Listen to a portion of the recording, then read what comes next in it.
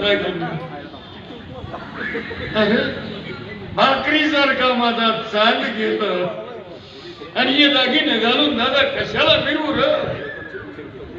जरी मी दागिने घेतलं तर दादा आईच्या माघारी तुझ्या घरला यायला मला वाट नाही ना याची. दादा नकत मला दागिने तुझ्या घरची मला वाट मोकळी असू दे. ताईनं पदराचा बोळा तोंडात घातला, ताईनी पाठपोरी झाली.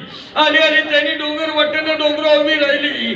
मागं वळून बघितलं, वळीनं घर बसली होती. आवाज बघितलं, एकटीच घर तळपत होती. ताईनीनं पुढं बघितलं, सासर दिसत होत. सासरची वाट लांबची होती.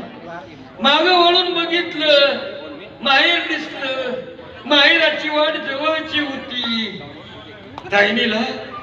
ताईनीला माहेर सासरची वाट लांबची असून जवळची वाटली आणि माहेराची वाट जवळची असून लांबची वाटली.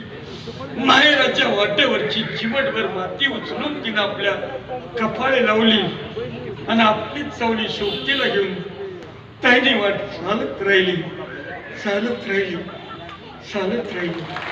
धन्यवाद.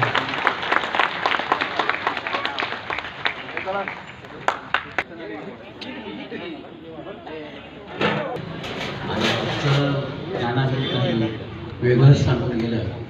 सरांनी सांगितलं का जयंती उत्सव समितीचे अध्यक्ष मोहित हट्टुके यांनी करावं अशी त्यांना विनंती करतो.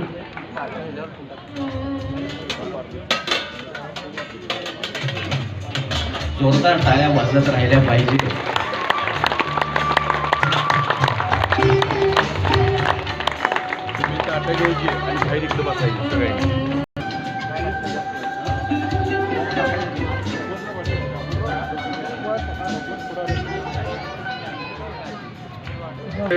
लिंगायत बोर्डिंगच्या बसव व्याख्यानमालेच्या आजच्या